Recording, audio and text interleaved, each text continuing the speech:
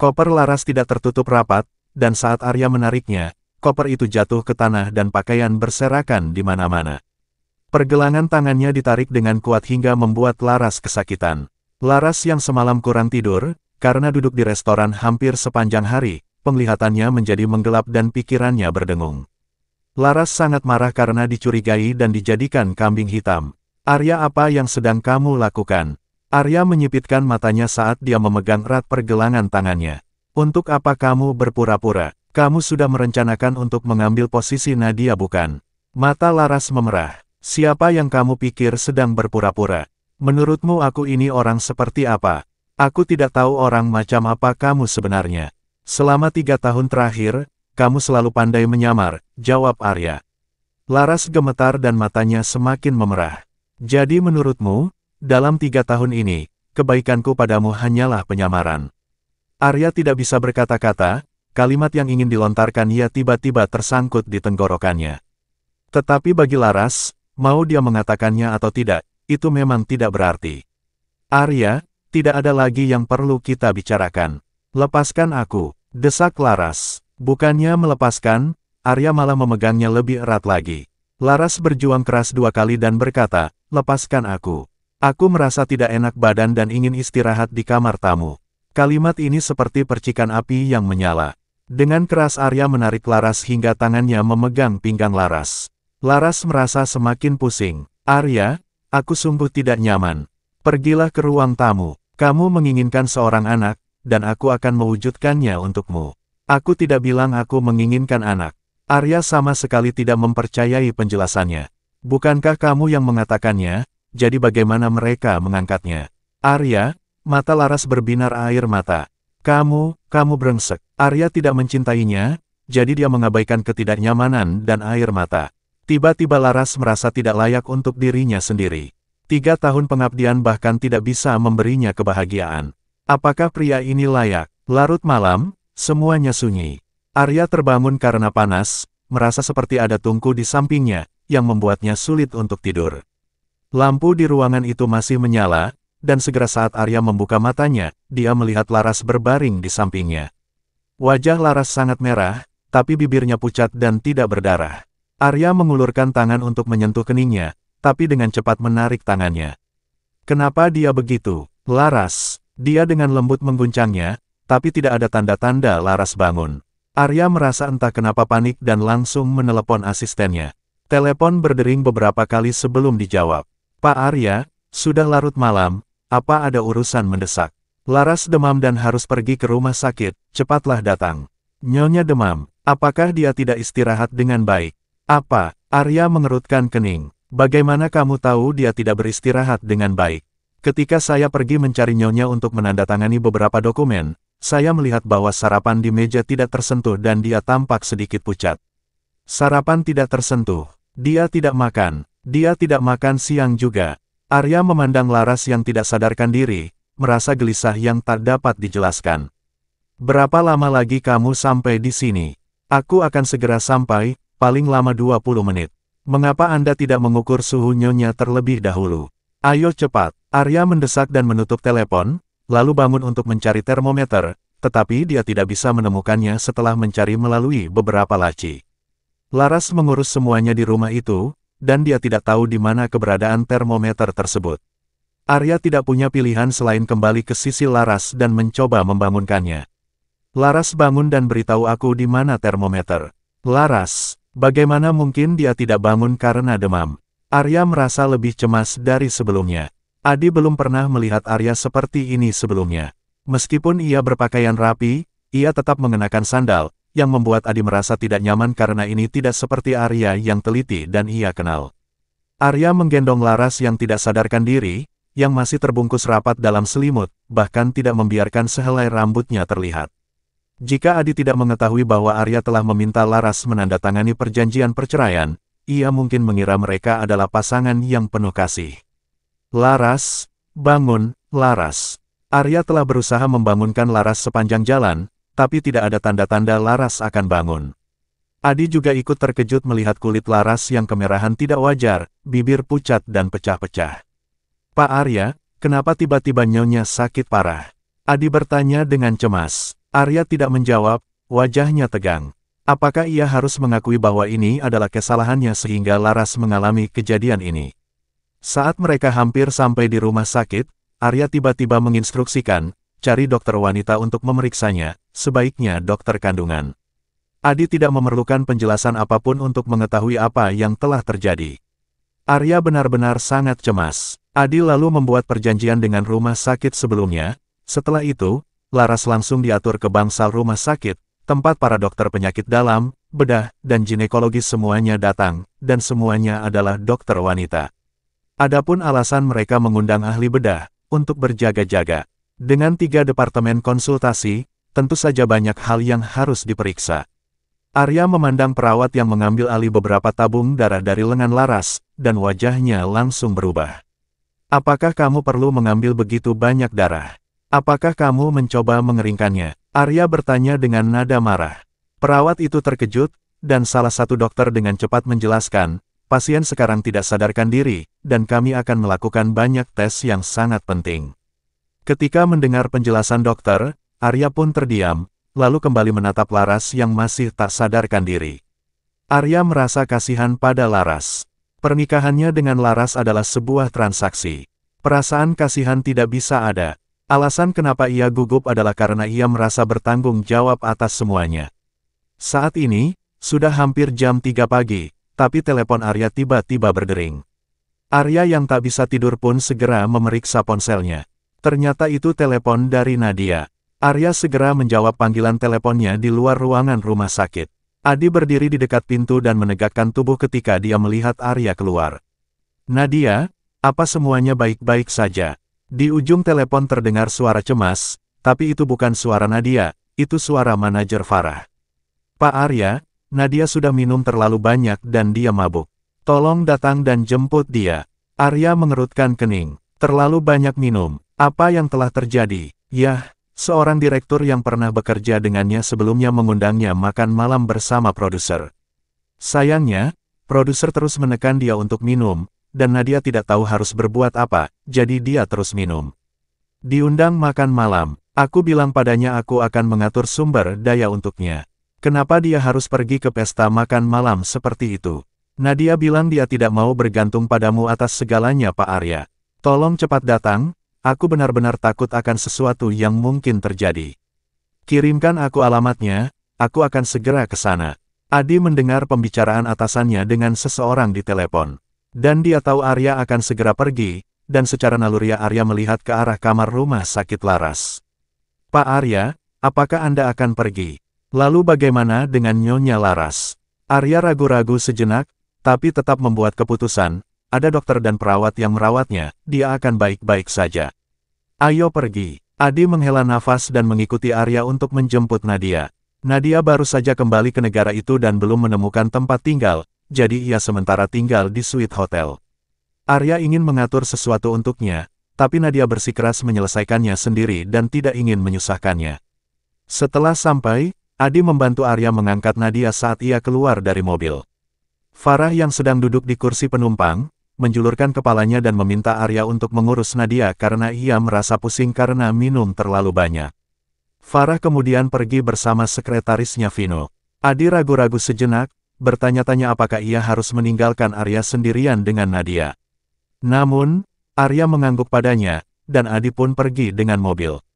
Arya menggendong Nadia apa bridal style saat mereka memasuki hotel, dan ia harus membiarkan Nadia bersandar di bahunya dan melingkarkan kedua tangannya di leher Arya. Setelah sampai di kamar, Arya memakaikan Nadia selimut, dan bertanya-tanya mengapa Nadia mabuk berat hari ini ketika ia ingat bahwa Nadia biasanya tidak suka mabuk-mabukan, bahkan dia tak suka menyentuh minuman beralkohol. Arya bertanya-tanya apakah Nadia telah berubah selama 3 tahun di luar negeri. Dalam keadaan tak sadarkan diri, Nadia meminta segelas air. Air, aku ingin air. Arya yang mendengar gumaman Nadia, dengan langkah lebar pergi untuk menuangkan segelas air. Setelah kembali Arya menepuk bahu Nadia pelan, lalu memanggilnya dengan lembut. Nadia dalam keadaan mabuknya, membuka matanya dan melihat Arya berada bersamanya, itu membuatnya tersenyum. Arya, aku sangat merindukanmu, kata Nadia lalu memeluknya. Arya secara naluriah menangkapnya dan membaringkannya di tempat tidurnya. Nadia, Minum air dulu, kata Arya. Nadia dengan patuh mengangguk dan minum air, bertingkah seperti gadis lugu. Pada saat itu, ia tampak seperti orang yang sama seperti 3 tahun yang lalu. Setelah meminum air tersebut, Nadia memeluk Arya lagi. Arya segera meletakkan gelasnya dan duduk di sampingnya. Nadia memeluk lengan Arya erat dan berkata, "Arya, kamu tidak tahu betapa aku sangat merindukanmu. Aku memikirkanmu setiap saat selama 3 tahun, tapi kenapa kamu harus menikah? Aku merasa sangat tidak nyaman, sungguh." Ucap Nadia mulai menangis. "Arya, apa yang harus aku lakukan sekarang? Kamu sudah menikah. Siapa yang menginginkanku dengan tubuh ini? Siapa yang tidak merasa jijik padaku? Kamu berjanji untuk bertanggung jawab, tapi kamu berbohong padaku. Bagaimana kamu bisa berbohong padaku Arya?" Sekitar 4 tahun yang lalu, setelah Arya lulus, dia diangkat sebagai CEO Starlight Films. Tentu saja, ada orang yang tidak puas dengannya, jadi ia harus membuat prestasi untuk menutup mulut mereka. Selama periode ini, ia berinvestasi banyak film dan sering pergi ke lokasi syuting memeriksa pekerjaan. Waktu itu, Arya kebetulan berada di lokasi syuting saat Nadia sedang bekerja ketika terjadi kecelakaan. Sebuah mesin jatuh dari ketinggian hendak memukul kepala Arya. Jika itu menimpanya, nyawanya mungkin akan melayang saat itu juga. Pada saat kritis, Nadia mendorongnya menjauh. Meskipun Nadia tidak terbunuh, mesinnya menyerempet tubuhnya, meninggalkan bekas luka yang panjang dan jelek dari dadanya ke perutnya, yang mana tetap ada di tubuhnya. Sebagai seorang wanita dan bintang wanita, ini jelas merupakan tragedi fatal baginya. Nadia adalah penyelamat Arya, begitulah ia sering melawatinya selama dirawat di rumah sakit. Seiring waktu, keduanya secara alami menjadi dekat. Arya memang mengatakan bahwa ia akan bertanggung jawab terhadap Nadia. "Arya, tahukah kamu betapa aku mencintaimu?" Nadia tiba-tiba mendekat berniat untuk menciumnya, tapi Arya secara naluriah menghindarinya. Nadia tampak terluka saat menatapnya. Arya yang melihat raut wajah Nadia, segera menghiburnya dengan lembut. "Laras dan aku belum bercerai, tapi dia sudah menandatangani perjanjian perceraian." "Nadia, aku belum melupakan janjiku," ucap Arya lembut. "Benarkah?" Nadia tersenyum bahagia. "Arya, terima kasih." Setelah semalaman berjaga di tempat tinggal Nadia, Arya segera kembali ke rumah. Namun, di depan suite hotel, Adi sudah menunggunya dari tadi. "Selamat pagi Pak Arya, apa jadwal hari ini?" tanya Arya tanpa menjawab sapaan Adi. "Anda memiliki 3 pertemuan pagi ini, upacara pemotongan pita pada pukul 1, dan penandatanganan kontrak dengan Pak Robi pada pukul 3. Dengan jadwal yang padat, tidak ada waktu untuk mengunjungi rumah sakit. Ayo langsung ke perusahaan." Adi ragu-ragu dan menatap kaki Arya. "Pak Arya, ini masih pagi. Sebaiknya saya mengantar Anda pulang terlebih dahulu untuk mandi dan berganti pakaian. Dan sandalmu." Arya melihat ke bawah dan menyadari bahwa dia memakai sandal dengan setelan jas. Kapan dia menjadi begitu ceroboh? Di dalam mobil, Adi menghubungi Laras. "Pak Arya, bukankah tidak baik jika tidak ada yang tahu tentang Bu Laras?" Arya menjawab dan dengan cepat menemukan seseorang untuk menjaga Laras. "Telepon ibuku dan suruh dia datang." Sebenarnya, tidak banyak orang yang bisa pergi ke rumah sakit untuk merawat Laras. Hanya kedua orang tuanya dan teman terdekatnya yang mengetahui tentang pernikahan mereka. Ibu Laras menderita kanker dan telah tinggal di panti jompo untuk waktu yang lama. Nyonya Tania sudah terlalu tua untuk bisa membantu, jadi ibunya Arya adalah satu-satunya pilihan yang tersisa. Laras terbangun karena kebutuhan fisiologis yang mendesak. Setelah terhubung dengan infus sepanjang malam, dia perlu ke kamar mandi. Menyadari dia berada di rumah sakit dan Arya tidak bersamanya, Laras merasa sangat malu. Dia sudah terbiasa sendirian, jadi dia tidak ingin merepotkan perawat dan dengan hati-hati berjalan ke kamar mandi. Ketika dia mencoba menggantungkan kembali kantong infusnya, dia tiba-tiba merasa pusing dan seisi ruangan terasa berputar. Laras baru saja terbangun dan masih lemah. Pergi ke kamar mandi telah menguras energinya. Secara naluriah, dia mencoba meraih sesuatu untuk menahan dirinya, namun tidak ada yang bisa digapai, dan dia terjatuh ke lantai. Dengan suara gedebuk dan tangisan, jarum infusnya terlepas dan darah mengalir.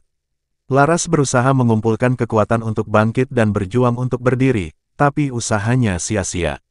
Dia merasa malu dan tak berdaya, dan matanya merah karena air mata. Lantai dingin membuat tubuh dan hatinya terasa beku. Saat itu, para dokter sedang melakukan pemeriksaan. Ketika mereka masuk, mereka melihat Laras tergeletak di lantai.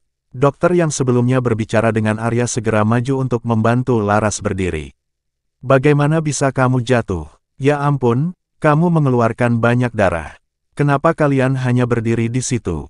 Ayo bantu. Para dokter dan perawat segera bergerak untuk menghentikan pendarahan dan mengganti infusnya. Laras menunduk dan membiarkan mereka mengurusnya. Semua orang melihat betapa malunya dia saat itu. Ketika Sarah menerima kabar dan bergegas ke rumah sakit, para dokter di bangsal sedang mencari keluarga pasien. Di mana keluarga pasien? Mereka pergi. Mereka menerima panggilan terakhir malam tadi dan pergi. Mereka pergi dan tidak kembali. Ya, apa yang terjadi? Dalam keadaan pasien seperti ini, mereka pergi begitu saja. Itu sangat tidak bertanggung jawab. Keluarganya ada di sini. Sarah mendorong pintu dengan cepat dan berkata, saya ibu mertuanya. Bagaimana kabar menantu perempuan saya? Dokter Rehan yang biasanya tidak sabar terhadap laki-laki yang tidak baik terhadap istrinya, tidak melunakkan nadanya saat mendengar tentang ibu mertua. Bagaimana situasinya? Dia hampir sekarat, sarkas Rehan dengan nada sedikit kasar. Ternyata Arya pergi tadi malam. Apakah dia menerima panggilan telepon? Pasti itu panggilan dari Nadia. Laras tidak bisa memikirkan orang lain yang mungkin melakukan hal ini, jadi dia memutuskan untuk meninggalkan keadaan tidak sadarkan dirinya dan mencari Nadia. Hati Laras terasa berat. Arya menghadiri 3 pertemuan pagi ini dan sangat sibuk. Ketika jam menunjukkan lebih dari tengah hari, dia berniat menelepon Adi untuk menanyakan kabar Laras ketika pintu diketuk terlebih dahulu. Pak Arya, istri ketua telah menelepon Anda beberapa kali, tetapi Anda belum menjawab. Dia baru saja menelepon saya lagi, jadi tolong hubungi dia kembali. Arya mengeluarkan ponselnya dan melihat 9 panggilan tidak terjawab, semuanya dari ibunya. Biasanya, dia mematikan ponselnya selama pertemuan, jadi tidak menjawab telepon adalah hal yang biasa. Namun, ibunya mungkin tidak akan memahaminya saat ini. Begitu telepon tersambung, Sarah mulai mengutuk. Kenapa kamu tidak menjawab panggilan? Apa kamu begitu sibuk? Apakah perusahaan akan bangkrut tanpa kamu? Arya, apakah kamu manusia? Apa yang telah terjadi sehingga kamu memperlakukan Laras seperti ini? Meskipun Sarah adalah ibunya sendiri, dia tidak menahan amarahnya. Bu, aku sedang rapat dan ponselku dalam keadaan senyap. Aku tidak peduli jika ponselmu dalam keadaan senyap. Sarah marah besar, menyalahkan putranya. Dia sangat marah hingga hampir meledak. Bu, bagaimana keadaan Laras? Apa maksudmu, bagaimana keadaannya? Nada bicara Sarah meninggi saat berbicara tentang Laras. Dia demam hingga 40 derajat dan baru bangun pagi ini. Dokter bilang kalau kami terlambat sedikit, dia bisa saja langsung dibawa ke krematorium. Arya sedikit terkejut. Arya bahkan tidak sadar dia telah memegang telepon begitu keras hingga ujung jarinya memutih. Komentar tentang krematorium mungkin berlebihan, tetapi demam tinggi dan tidak sadarkan diri terlalu lama jelas bukan pertanda baik. Jika sesuatu yang lebih buruk terjadi, konsekuensinya bisa sangat mengerikan. Kamu yakin ini tidak terlalu serius kan? Kenapa kamu pergi begitu saja setelah membawanya ke rumah sakit? Arya, aku benar-benar kecewa denganmu. Masalah dengan anak itu adalah sesuatu yang kami tangani. Apakah kamu perlu meninggalkannya seperti itu? Dokter mengatakan bahwa Laras merasa sangat kedinginan, tapi meskipun demamnya tinggi, tidak perlu terlalu panik. Kamu, Sarah merasa sangat sulit untuk melanjutkan. Kamu tahu apa yang terjadi? Aku tidak tahu kalau dia merasa tidak enak badan. Arya menjelaskan dengan lemah. Dia tidak menyadari betapa parahnya keadaan Laras ketika dia mengatakan bahwa dia merasa tidak nyaman malam itu. Jadi, sebagai suami, kamu tidak tahu. Sarah marah. Beraninya kamu mengatakan itu. Kamu benar-benar tidak berperasaan. Apakah semua kebaikan yang Laras berikan kepadamu selama ini sia-sia? Mama, Arya ingin bertanya siapa ibunya sekarang. Jangan panggil aku begitu. Aku datang ke rumah sakit malam ini tanpa memberitahu nenek. Jika dia tahu kamu mengirimkan Laras ke rumah sakit, dia tidak akan membiarkanmu begitu saja. Oke, aku mengerti. Sarah menghela napas lega. Arya, Laras adalah gadis yang baik dan istri yang setia. Dia merawatmu selama bertahun-tahun dan bahkan meninggalkan karirnya untukmu. Bersikaplah lebih baik padanya dan hati-hati di masa depan. Jangan terlalu kasar. Aku mengerti Bu. Baiklah, itu saja. Langsung saja ke rumah sakit setelah bekerja. Aku akan menunggumu di sana. Oke, Arya pun setuju.